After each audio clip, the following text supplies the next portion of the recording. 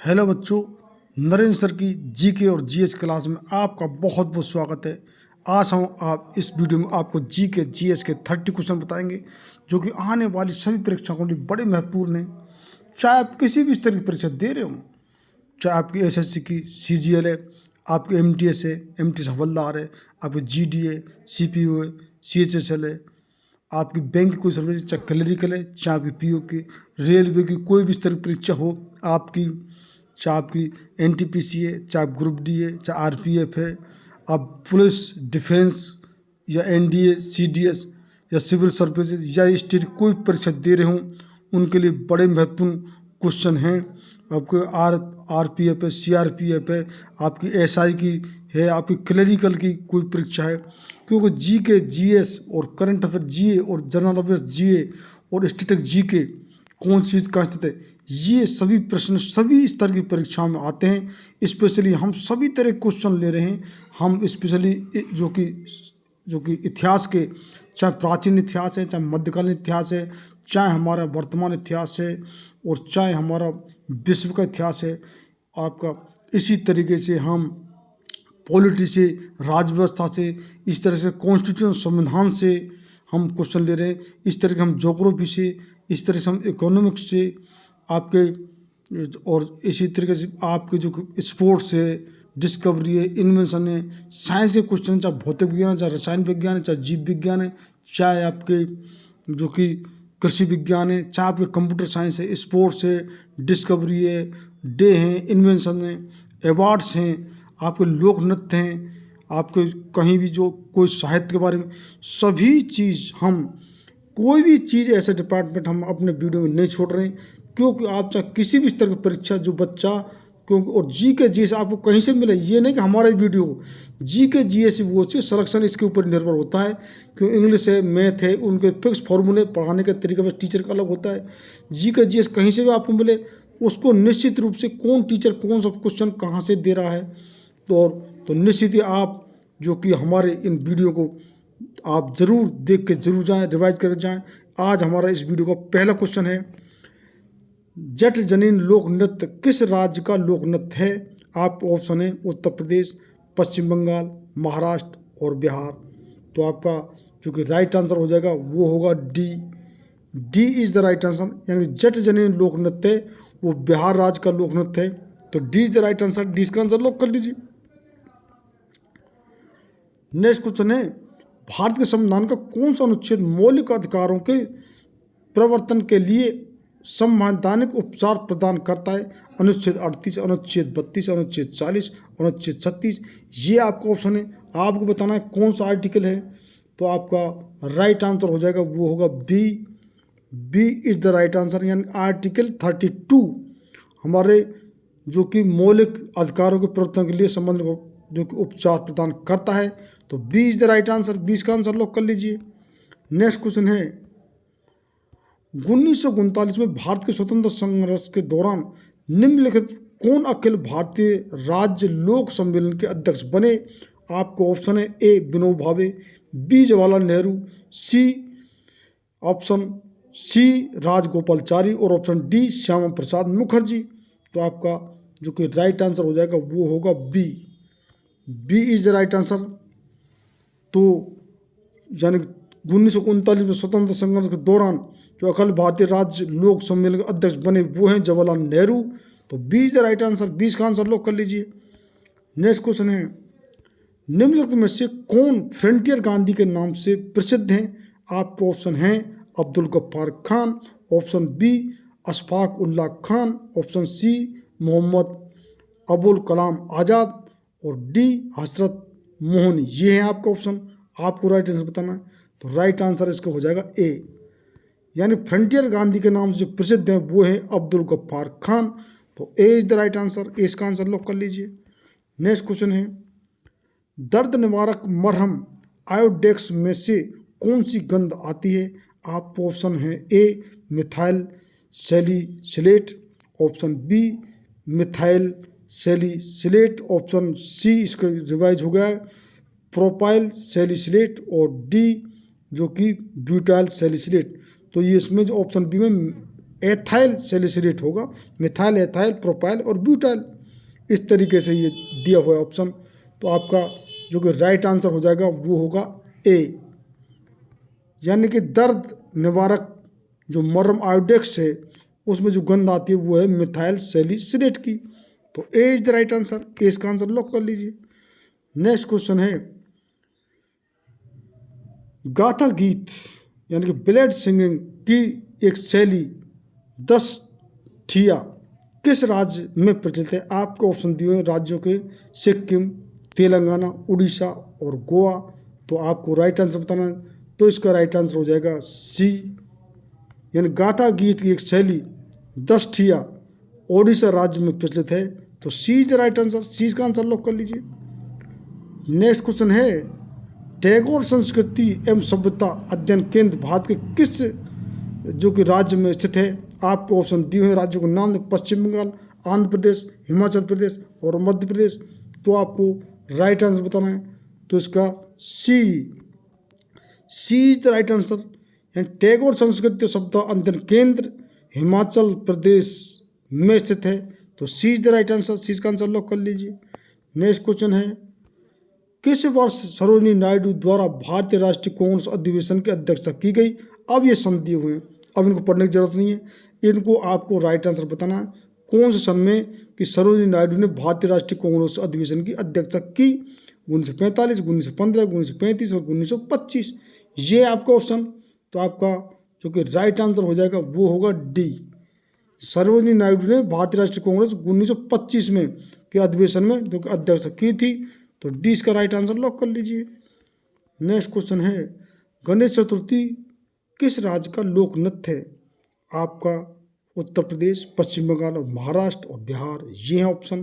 तो आपको right answer बताना है, वो होगा सी, यानी गणेश चतुर्थी जो कि महाराष्ट्र राज्य का लोक नृत्य, और महाराष्ट्र में सबसे ज़्यादा गणेश चतुर्थी को बहुत ही तगड़े तरीके से इसको मनाया जाता है।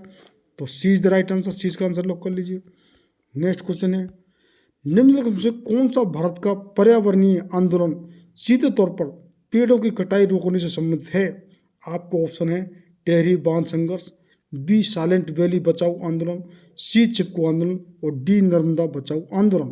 तो आपका राइट आंसर हो जाएगा वो होगा आपका सी, यानी कि भारत में पर्यावरणीय आंदोलन और सीधे पेड़ों की कटाई से संबंधित है वो है चिपको आंदोलन। तो सी इज द राइट आंसर, सी का आंसर लॉक कर लीजिए।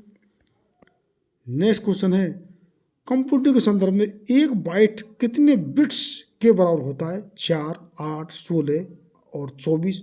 ये है आपका ऑप्शन, आपको राइट आंसर बताना। तो इसका B is the right answer, यानी एक बाइट है जो कि 8 बिट्स के बराबर होता है। तो 20 का राइट आंसर लॉक कर लीजिए। नेक्स्ट क्वेश्चन है,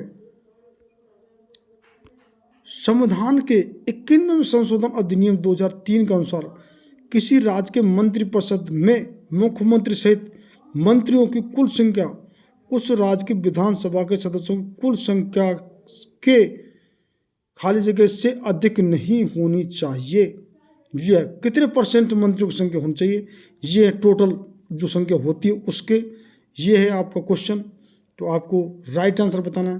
तो राइट आंसर इसको हो जाएगा B, B is the right answer, यानी 15% से अधिक मंत्रियों की संख्या नहीं होनी चाहिए। तो 20 का राइट आंसर लॉक कर लीजिए। नेक्स्ट क्वेश्चन है, भारत में मौद्रिक नीति कौन बनाता है? आपका ऑप्शन है ए भारतीय reserve bank, option B NITI Aayog, option C सांख्यिकी एवं कार्यक्रम कार्यान्वयन मंत्रालय और ऑप्शन डी भारतीय वित्त आयोग। तो कौन बनाता है मौद्रिक नीति, ये आपको राइट आंसर बताना है। तो आपका राइट आंसर हो जाएगा ए, ए इज द राइट आंसर, भारतीय जो मौद्रिक नीति बनाता है भारत में वो है भारतीय रिजर्व बैंक। तो ए इसका आंसर लॉक कर लीजिए। नेक्स्ट क्वेश्चन है, महात्मा गांधी द्वारा दीनबंधु की उपाधि किसको दी गई थी? आपको ऑप्शन है A CF Andrews, option B Abdul Ghaffar Khan, option C Rajendra Prasad और ऑप्शन डी रविन्द्रनाथ टैगोर। तो आपका जो कि राइट आंसर हो जाएगा वो होगा आपका A is the right answer. Deenbandhu की जो उपाधि महात्मा गांधी दी CF एंड्रूज। तो ए इसका राइट आंसर लॉक कर लीजिए। नेक्स्ट क्वेश्चन है, निम्नलिखित में से कौन हृदय से गुर्दों तक रक्त पहुंचाती है? आपको ऑप्शन है ए वृक्कशिरा, बी वेना कावा, सी कोरोनरी धमनी और डी वृक्क धमनी। तो आपका जो कि राइट आंसर हो जाएगा वो होगा D. D is the right answer. वृक्क धमनी जो हृदय से गुर्दों तक रक्त पहुंचाती है, तो डी इसका राइट आंसर लॉक कर लीजिए। नेक्स्ट क्वेश्चन है, रॉबर्ट के खेतों की मिट्टी रेतीली है, उसके खेत के लिए आदर्श सफल जो कि फसल कौन सी होगी? चना, मक्का, गेहूं या पत्ता गोभी। तो आपको राइट आंसर बताना है, तो इसका राइट आंसर हो जाएगा बी। यानी कि जो रेतीली मिट्टी है तो वहाँ पर जो कि आदर्श फसल होगी मक्का। तो B is the right answer. 20 का आंसर लॉक कर लीजिए। नेक्स्ट क्वेश्चन है, छेरिया लोक नृत्य किस राज्य का लोक नृत्य है? आपको ऑप्शन है मध्य प्रदेश, बी गुजरात, सी नागालैंड और डी मणिपुर। तो आपको राइट आंसर बताना है, तो राइट आंसर हो जाएगा उसका ए मध्य प्रदेश। तो ए इसका राइट आंसर लॉक कर लीजिए। नेक्स्ट क्वेश्चन है, 1950 में भारत में मुख्य न्यायाधीशों के अलावा अन्य न्यायाधीश कितने थे? आपको ऑप्शन है 7, बी 9, सी 11 और डी 17। ये संख्या दी हुई है, आपको राइट आंसर बताना है, तो आपका राइट आंसर हो जाएगा इसका ए। यानी 1950 में भारत के मुख्य न्यायाधीश के अलावा जो अन्य न्यायाधीश की 7 संख्या। तो ए इसका राइट आंसर लॉक कर लीजिए। नेक्स्ट क्वेश्चन है, विश्व आर्थिक आउटलुक रिपोर्ट कौन जारी करता है? आपको ऑप्शन है विश्व बैंक, आपको ऑप्शन बी अंतर्राष्ट्रीय मुद्रा कोष, option C Reserve Bank of India और ऑप्शन डी फेडरल बैंक। तो आपका राइट आंसर हो जाएगा वो होगा बी। विश्व आर्थिक आउटलुक जो रिपोर्ट है वो अंतर्राष्ट्रीय मुद्रा कोष IMF यानी इंटरनेशनल मॉनिटरी फंड ये जारी करता है। तो बी इज राइट आंसर। 20 का आंसर लॉक कर लीजिए। नेक्स्ट क्वेश्चन है, किसके प्रयासों से 1829 में सती प्रथा का अंत किया गया?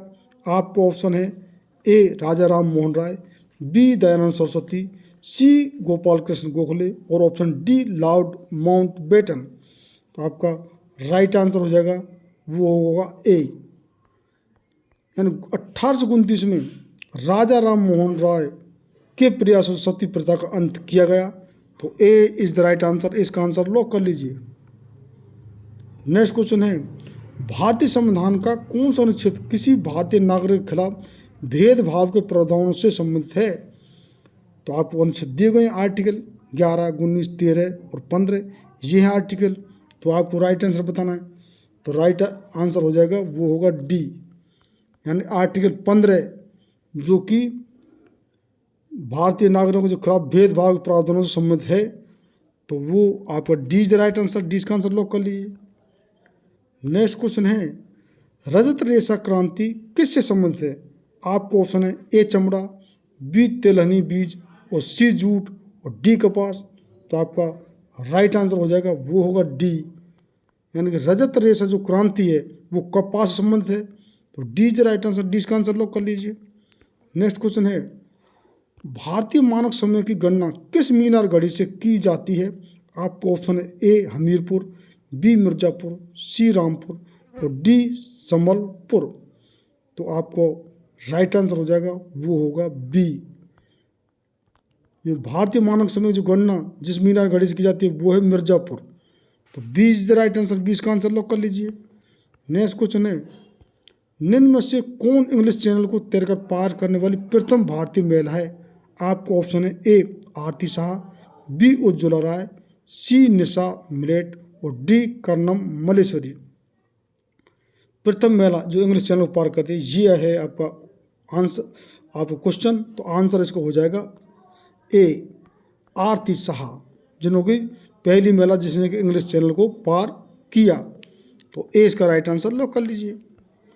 नेक्स्ट क्वेश्चन है, 2007 ईस्वी में यूटीआई बैंक का नाम बदलकर खाली किया गया। आपको ऑप्शन है HDFC bank, B IDBI bank, C Centurion bank और आपका डी एक्सिस बैंक। तो आपका राइट आंसर हो जाएगा वो होगा डी। यानी यूटीआई बैंक का नाम बदलकर 2007 में और क्या गया एक्सिस बैंक। तो D is the right answer. D का आंसर लॉक कर लीजिए। महत्वपूर्ण क्वेश्चन है। नेक्स्ट क्वेश्चन है, किस पार्टी की सरकार ने 1978 ईस्वी में द्वितीय पिछड़ा वर्ग आयोग की स्थापना की घोषणा की? आपके ऑप्शन है ए भारतीय राष्ट्रीय पार्टी कांग्रेस पार्टी, और बी भारतीय जनता पार्टी, और सी जनता पार्टी, और option D United democratic party. तो ये आपको ऑप्शन दिए हुए हैं, राइट आंसर आपको बताना है। तो राइट आंसर हो जाएगा इसका सी, यानी कि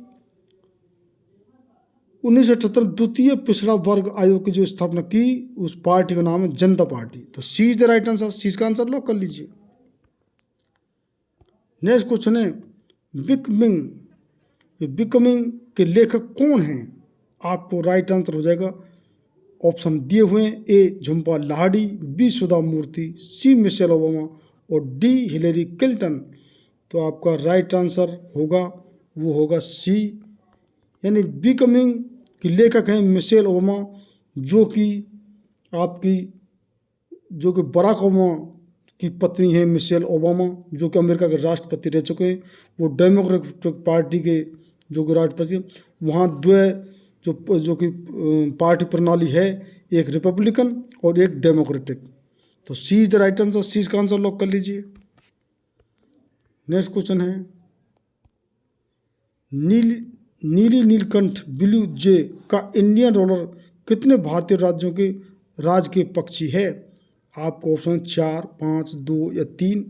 तो आपका राइट आंसर हो जाएगा वो होगा डी, यानी नीली नीलकंठ या इंडियन डॉलर जो कि 3 राज्यों के राज्य पक्षी है। तो D is the right answer, D का आंसर लॉक कर लीजिए।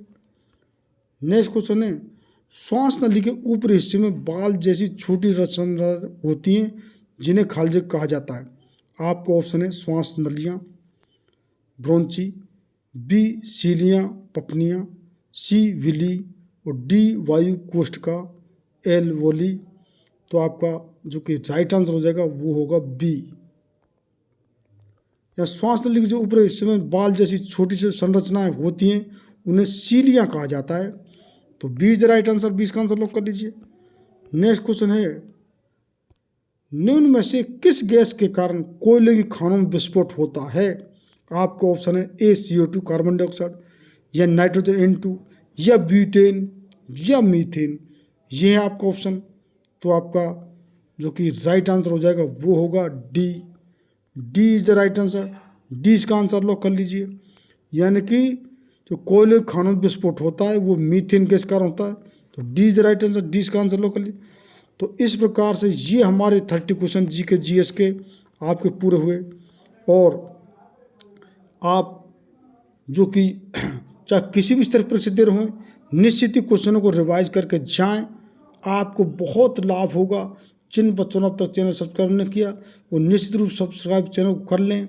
और हम GS ही नहीं, हम इंग्लिश भी, मैथ भी, रीजनिंग भी आपको GS के अलावा हम सब कुछ बता रहे हैं। इंग्लिश के तो 1 वर्ड सब्सटीट्यूशन हमने कल ही 2 वीडियो डाले हैं, और आज हम एंटीनिम सिनोनिम्स भी डालेंगे, और जो ईडियम और फ्रेज भी डालेंगे। जिस तरह की परीक्षा में आपको ये टॉपिक आ रहे हैं तो हम इंग्लिश के तो अभी हम डाल ही रहे हैं। तो निश्चित रूप से आपका कोई सुझाव सजेशन हो तो वो जरूर हमारे कमेंट्स में लिखें, और आप परीक्षा से पहले जरूर रिवाइज करके जाएं।